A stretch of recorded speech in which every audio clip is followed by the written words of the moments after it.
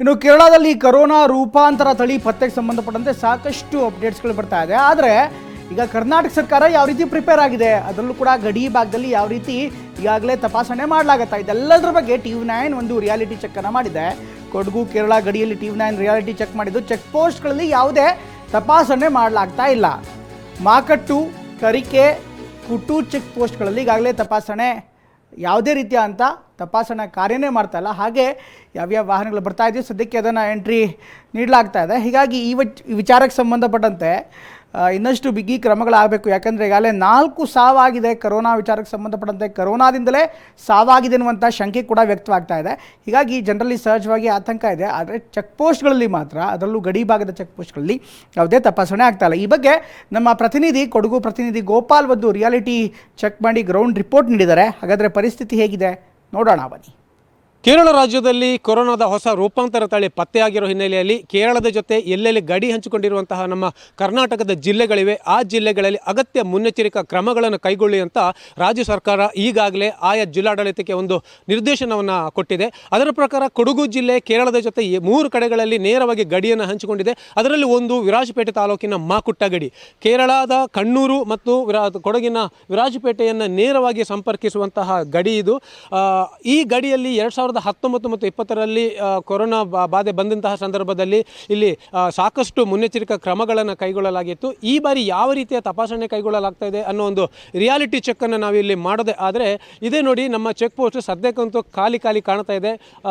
But ವಾಹನಗಳಂತೂ ಕೇರಳದಿಂದ ನಮ್ಮ ಕೊಡಗು ಜಿಲ್ಲೆಗೆ ಪ್ರತಿನಿತ್ಯ ಸಾವಿರಾರು ಸಂಖ್ಯೆಯಲ್ಲಿ ವಾಹನಗಳು ಇಲ್ಲಿ ಪ್ರವೇಶ ಮಾಡ್ತಾ ಇದೆ. ಇಲ್ಲಿ ಇಲ್ಲೊಂದು ಶೆಡ್ ಮಾದರಿಯ ಒಂದು ಕಟ್ಟಡವನ್ನು ನಾವಿಲ್ಲಿ ನೋಡ್ಬೋದು. ಸದ್ಯಕ್ಕೆ ಅದನ್ನು ಅಬಕಾರಿ ತನಿಖಾ ಠಾಣೆ ಅಂತ ಅಲ್ಲಿ ಬೋರ್ಡ್ ಹಾಕೊಂಡಿದ್ದಾರೆ. ಇದು 2019-20ರಲ್ಲಿ ಕೊರೋನಾ ಬಂದಂಥ ಸಂದರ್ಭದಲ್ಲಿ ಆರೋಗ್ಯ ಇಲಾಖೆ ಇಲ್ಲಿ RT-PCR ಚೆಕ್ ಮಾಡಲಿಕ್ಕೆ ಅಥವಾ ಕೊರೋನಾ ತಪಾಸಣೆ ಮಾಡಲಿಕ್ಕೆ ಅಂತ ಹಾಕಿದಂಥ ಆರೋಗ್ಯ ಇಲಾಖೆ ಅದು ಚೆಕ್ ಪೋಸ್ಟ್ ಆಗಿತ್ತು. ಆದರೆ ಸದ್ಯಕ್ಕಂತೂ ಇವೆಲ್ಲವೂ ಕೂಡ ಇಲ್ಲಿ ಖಾಲಿ ಬಿದ್ದಿದೆ. ಇಲ್ಲಿಂದ ಒಂದು 50 ಮೀಟರ್ ದೂರದಲ್ಲಿ ಒಂದು ಅರಣ್ಯ ಇಲಾಖೆಯ ತಪಾಸಣಾ ಚೆಕ್ ಪೋಸ್ಟ್ ಇದೆ. ಅದು ಬಿಟ್ಟರೆ ಇನ್ನೊಂದು 1 ಕಿಲೋಮೀಟರ್ ದೂರದಲ್ಲಿ ಪೊಲೀಸ್ ಇಲಾಖೆಯ ತಪಾಸಣಾ ಚೆಕ್ ಪೋಸ್ಟ್ ಇದೆ. ಬಿಟ್ಟರೆ ಸದ್ಯಕ್ಕಂತೂ ಇಲ್ಲಿ ಆರೋಗ್ಯ ಇಲಾಖೆ ಅಥವಾ ಪೊಲೀಸರು ಯಾವುದೇ ಒಂದು ಕೊರೋನಾ ಸಂಬಂಧಿತ ತಪಾಸಣಾ ಕೇಂದ್ರಗಳನ್ನು ನಾವಿಲ್ಲಿ ನೋಡಲಿಕ್ಕೆ ಸಿಗ್ತಾ ಇಲ್ಲ.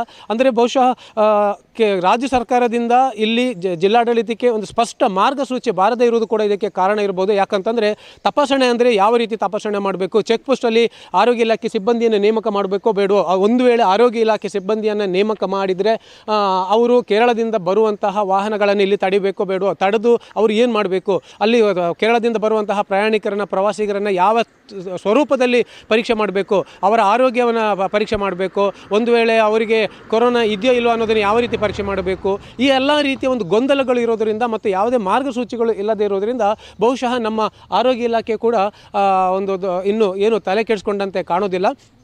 ಆದರೆ ಇವತ್ತು ನಮ್ಮ ಆರೋಗ್ಯ ಸಚಿವ ದಿನೇಶ್ ಗುಂಡೂರಾವ್ ಅವರು ನಮ್ಮ ಆರೋಗ್ಯ ಇಲಾಖೆ ಜೊತೆ ಮಡಿಕೇರಿಯಲ್ಲಿ ಇವತ್ತು ಮಧ್ಯಾಹ್ನ ಒಂದು ಮಹತ್ವದ ಸಭೆಯನ್ನು ಇಟ್ಕೊಂಡಿದ್ದಾರೆ. ಬಹುಶಃ ಆ ಸಭೆಯ ನಂತರವಷ್ಟೇ ಈ ಕೊಡಗಿನ ಚೆಕ್ ಪೋಸ್ಟ್ಗಳಲ್ಲಿ ಕೇರಳದಿಂದ ಬರುವಂತಹ ಪ್ರವಾಸಿಗರನ್ನು ಅಥವಾ ಜನರನ್ನು ತಪಾಸಣೆ ಮಾಡುವ ನಿಟ್ಟಿನಲ್ಲಿ ಯಾವ ಕ್ರಮಗಳನ್ನು ಕೈಗೊಳ್ಬೋದು, ಅಥವಾ ಕೊಡಗಿನಲ್ಲಿ ಕೊರೋನಾ ಹೊಸ ಸ್ವರೂಪ ಅಥವಾ ರೂಪಾಂತರ ತಳಿ ಏನು ಬಂದಿದೆ ಅದನ್ನು ನಿಯಂತ್ರಿಸಲಿಕ್ಕೆ ಅಥವಾ ಪತ್ತೆ ಹಚ್ಚಲಿಕ್ಕೆ ಏನು ಕ್ರಮ ಕೈಗೊಳ್ಳಬೇಕು ಅನ್ನೋದ್ರ ಬಗ್ಗೆ ಏನಾದರೂ ಸ್ಪಷ್ಟ ಮಾರ್ಗಸೂಚಿಗಳು ಸಿಗುತ್ತಾ ಅನ್ನೋದನ್ನು ನಾವು ಕಾದು ನೋಡಬೇಕಾಗುತ್ತೆ. ಕ್ಯಾಮರಾಮನ್ ನವೀನ್ ಜೊತೆ ಗೋಪಾಲ್ ಸೋಮಯ್ಯ, TV9 ಕೊಡಗು.